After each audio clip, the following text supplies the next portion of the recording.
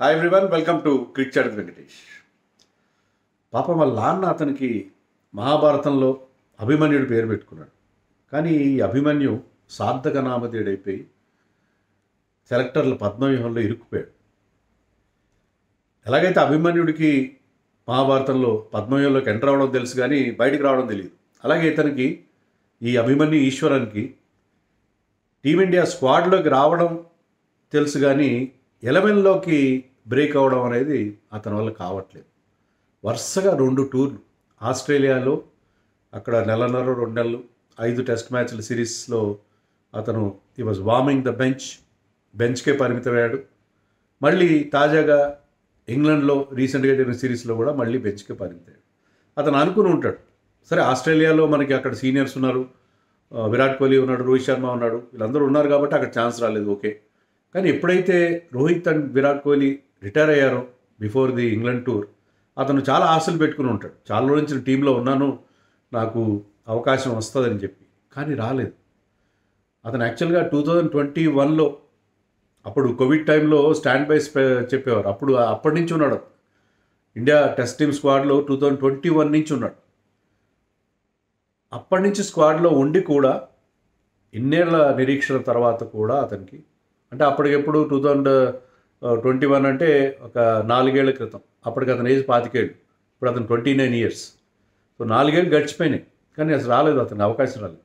ఈ 4 ఏళ్ల కాలంలో అతను అంటే ఇండియా స్క్వాడ్లోకి వచ్చిన తర్వాత 15 మంది వేరే ప్లేయర్స్ డెబ్యూ చేస్తారు, కానీ అభిమన్యు ఈశ్వరన్ మాత్రం అతని టర్న్ రాలేదు.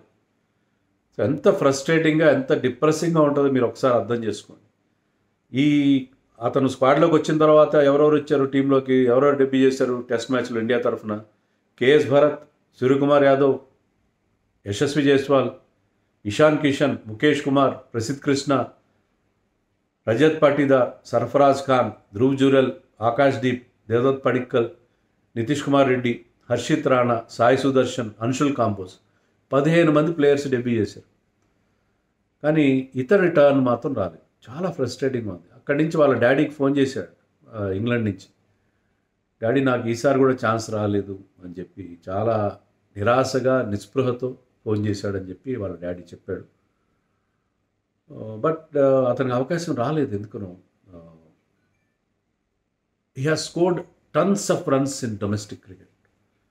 ఎన్ని రన్స్ చేశాడు అతను? 103 ఫస్ట్ క్లాస్ మ్యాచెస్ ఆడాడు.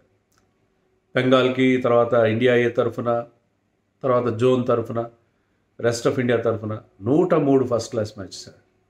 దాంట్లో 7,841 రన్స్ చేశాడు. ఆల్మోస్ట్ 8,000 రన్స్ ఈ మేడ్. దాంట్లో 27 100s ఉన్నాయి, 31 50s ఉన్నాయి. తన average very very good average 48.70. So చాలా కాలంగా డొమెస్టిక్ క్రికెట్ ఆడుతూ అతను టన్స్ ఆఫ్ రన్స్ చేశాడు. ఆస్ట్రేలియా టూర్కి వెళ్ళడానికి ముందు వరుసగా 4 మ్యాచ్ల్లో అతను సెంచరీలు చేశాడు. దులీప్ ట్రోఫీలో 2 సెంచరీలు చేశాడు. రెస్ట్ ఆఫ్ ఇండియా తరఫున ఇరానీ ట్రోఫీలో 191 చేశాడు. తర్వాత బెంగాల్ తరఫున యూపీతోనో ఎవరితోనో రంజీ మ్యాచ్ ఆడుతూ దాంట్లో ఒక సెంచరీ చేశాడు. సో ఆస్ట్రేలియా టూర్కి వెళ్ళడం ముందు అతను స్కోర్డ్ ప్లెంటీ ఆఫ్ రన్స్. అయితే ఏమైందంటే ఆస్ట్రేలియాలో అతనికి ఛాన్స్ వచ్చే అవకాశాలు తక్కువ, బట్ ఛాన్స్ వచ్చుండేది. అతను అప్పుడు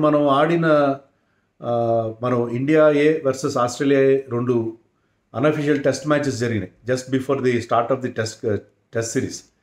ఆ 2 మ్యాచ్ల్లో అతను ఫెయిల్ అయ్యాడు. అతను 17 హైయెస్ట్ స్కోర్, 4 ఇన్నింగ్స్ ఆడాడు. 4 ఇన్నింగ్స్లో ఒక డక్అవుట్ కూడా ఉన్నట్టుంది. మొత్తం 17 మాత్రమే చేయగలిగాడు. సో క్రూషియల్ టైంలో అతను రన్స్ చేయలేకపోయాడు.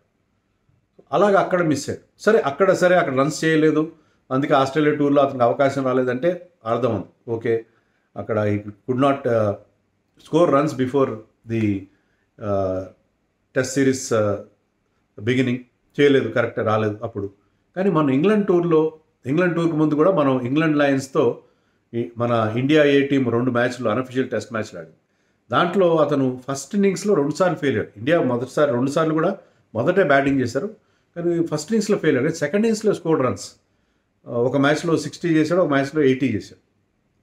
ఇండియా ఏ తరఫున ఇంగ్లాండ్ ఏ అంటే ఇంగ్లాండ్ లయన్స్తో ఆడుతూ మనం ఆడిన unofficial test just before the test series. So అక్కడ సెకండ్ ఇన్నింగ్స్లో అంటే సెలెక్టర్స్ బహుశా ఏమనుకుంటారంటే ఫస్ట్ ఇన్నింగ్స్లో కాంపిటేటివ్ ఇంట్రెస్ట్ బాగా ఉన్నప్పుడు రన్స్ చేయలేదు. సెకండ్ ఇన్నింగ్స్లో 2 మ్యాచ్లో డ్రా అయినాయి. ఆ మ్యాచ్లో అప్పుడు పెద్దగా కాంపిటేటివ్ ఇంట్రెస్ట్ లేనప్పుడు రన్స్ చేశాడు. సో క్రూషియల్ టైమ్స్లో అతను రన్స్ చేయకపోవడం కూడా కొంత అతని ఛాన్సెస్ దెబ్బతీసింది. బట్ ఓవరాల్గా అతనికి కూడా అవకాశం ఇచ్చుండాల్సింది కానీ ఎందుకో అతనికి అవకాశం రాలేదు. That is very very unfortunate. అతను చాలా డిప్రెస్గా ఫీల్ అవుతూ వాళ్ళ డాడీకి ఫోన్ చేసినట్టుగా అతను చెప్పాడు. అయితే వాళ్ళ డాడీనే మళ్ళీ చెప్పాడు. ఆయన పేరు Easwaran. He's a chartered accountant and cricket enthusiast. Easwaran ఏం చెప్పాడంటే, గౌతమ్ గంభీర్ నాకు ఒక అష్యూరెన్స్ ఇచ్చాడు, ఖచ్చితంగా అతనికి ఛాన్స్ వస్తుంది, 1-2 మ్యాచ్ల్లో ఆడించేసి పక్కన పెట్టను, I will give him a long run అని అతను ప్రామిస్ చేశాడని కూడా చెప్పాడు. సో ఎప్పుడు ఛాన్స్ వస్తుంది, మేరా నంబర్ కబాయేగా అని చెప్పి సర్ఫరాజ్ ఖాన్ కూడా ఇలాగే డొమెస్టిక్లో టన్స్ ఆఫ్ రన్స్ చేసిన తర్వాత అవకాశం వచ్చింది, కొన్ని రన్స్ కూడా చేశాడు, సెంచరీ కూడా చేశాడు, కానీ మళ్ళీ అతను కూడా పక్కన పెట్టారు.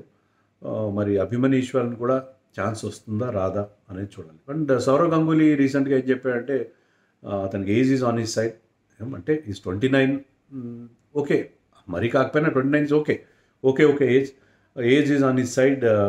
మన ఇంగ్లాండ్ టూర్లో అందరూ రన్స్ చేశారు కానీ నెంబర్ 3లో ఆడిన బ్యాట్స్మెన్ పెద్దగా రన్స్ చేయలేదు కాబట్టి అక్కడ అతనికి అవకాశం రావచ్చు అని అన్నాడు.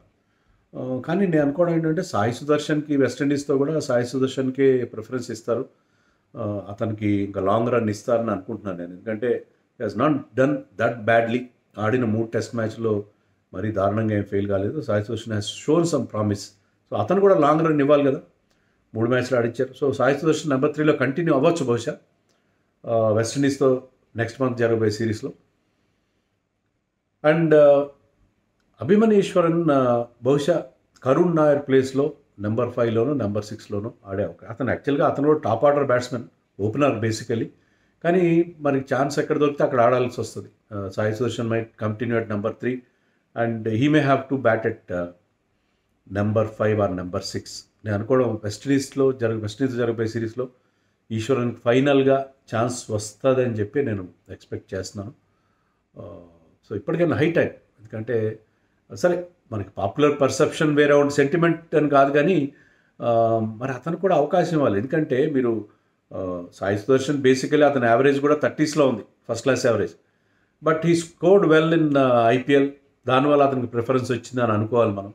బట్ మీరు డొమెస్టిక్ పర్ఫార్మెన్సెస్కి మీరు వాల్యూ ఇస్తున్నారు, డొమెస్టిక్ పర్ఫార్మెన్సెస్కి మీరు ఇంపార్టెన్స్ ఇస్తున్నారని ప్రూవ్ చేసుకోవాలి, ఆ మెసేజ్ మీరు పంపాలి. అంటే మన రంజీ ట్రాఫీలో మరి ప్లేయర్స్ బాగా కాన్సన్ట్రేట్ చేసి రన్స్ చేయాలంటే, లేకపోతే everybody will try to play in IPL ఆడితేనే మాకు శంఖంలోకి వస్తేనే తీద్దాం అన్నట్టుగా అక్కడే అవకాశం వస్తుందని చెప్పి అందరూ ఐపీఎల్ మీద కాన్సన్ట్రేట్ చేస్తారు. డొమెస్టిక్ రంజీ ట్రాఫీ కానీ దిలీప్ ట్రాఫీ కానీ ఎవరు పెద్ద గొప్పగా ఆడరు.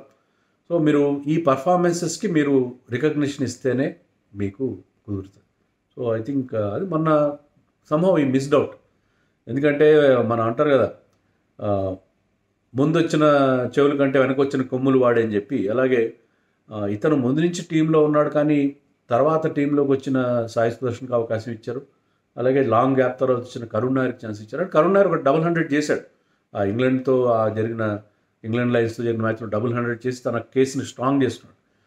ఈశ్వరన్ బహుశా ఫస్ట్ ఇన్నింగ్స్లో రన్స్ చేయకపోవడం అది కొంతవరకు అతనికి అగేన్స్ట్గా పనిచేసి ఉండొచ్చు. But anyway he scored so many runs in domestic cricket. So అతనికి వాల్యూ ఇవ్వాలి.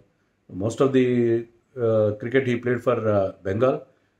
అతను నిజంగా ఒక నేషనల్ ఇంటిగ్రేషన్ అని చెప్పాలి. ఎందుకంటే వాళ్ళ father is a Tamilian, mother is a Punjabi. And డెహ్రాడూన్లో వాళ్ళ ఫాదర్ సెటిల్ అయ్యాడు. డెహ్రాడూన్లో అతను అభిమన్యు పేరు మీద ఒక స్టేడియం కూడా ఉంది, అభిమన్యు క్రికెట్ అకాడమీ అని పెద్ద స్టేడియం, మల్టీ స్పోర్ట్ స్టేడియం. అది ఫుట్బాల్ క్రికెట్ అన్నీ జరుగుతాయి అక్కడ. పెద్ద స్టేడియం, 8 ఎకరాల్లో ఎంతో స్టేడియం కట్టాడు వాళ్ళ నాన్న అతని కోసం. కట్టాడు. But he studied in mostly in కలకత్తాలోనే అతను క్రికెట్ ఆడాడు, కలకత్తా తరఫున ఆడాడు. సో అక్కడే ఈ రన్స్ అన్నీ చేశాడు. బట్ స్టిల్ ఏదో ఒక రోజు మేరా నంబర్ కబాయేగా అనేది Abhimanyu Easwaran is good fielder also, మంచి ఫీల్డర్ కూడా అతను. సో వెస్టిండీస్తో నెక్స్ట్ మంత్లో జరగబోయే సిరీస్లో అతనికి ఛాన్స్ రావాలని చెప్పి నేను కోరుకుంటున్నాను, మీరు కూడా కరుణ్ నాయర్కి ఎనఫ్ ఛాన్స్ ఇచ్చారు. కరుణ్ నాయర్ డ్రాప్ చేయడం అనేది తప్పదేమో అనిపిస్తున్నారు. ఎందుకంటే ఈ ప్లేడ్ టెస్ట్ మ్యాచెస్ ఆడాడు కదా ఇంగ్లాండ్ సిరీస్లో, మ్యాక్సిమం ఛాన్స్ ఇచ్చారు. సో అతని ప్లేస్లో అభిమన్యు వస్తాడు టీంలోకి అనుకుంటున్నాను నేను. రావడమే కాకుండా ఒకవేళ సాయి సుదర్శన్ కనుక నెంబర్ 3లో మనం అనుకున్న స్టాండర్డ్స్కి మెజరప్ కాకపోతే Abhimanyu could be our next Pujara అని కూడా నాకు అనిపిస్తుంది. నెక్స్ట్ పుజారా అయ్యే అవకాశం అతని క్వాలిటీస్ అతనిలో ఉన్నాయి. ఆ పేషెన్స్, లాంగ్ ఇన్నింగ్స్ ఆడడం, హంగర్ ఫర్ రన్స్. సో డొమెస్టిక్లో డక్కాముక్కిలు తిని లాంగ్ ఇన్నింగ్స్ ఆడడం, డిఫరెంట్ కైండ్ ఆఫ్ పిచెస్లో ఆడడం, వేరింగ్ పిచెస్ మీద కూడా రన్స్ చేయడం, అన్నీ నేర్చుకున్న ప్లేయర్ మనకి పుజారా. ఎందుకు మనకి అంది వచ్చాడంటే డొమెస్టిక్లో అతను బోల్డ్ అని రన్స్ చేసి వచ్చాడు కాబట్టి అంది వచ్చాడు. అలాగే ప్లేయర్స్ లైక్ ప్రియాంక్ పాంచాల్ వాళ్ళు కూడా మిస్ అవుట్ అయిపోయారు. అట్లీస్ట్ అభిమన్యుకి రావాల్సిన ఛాన్స్ ఏదో ఒక పాయింట్లో వస్తుందని చెప్పి లెట్ us హోప్.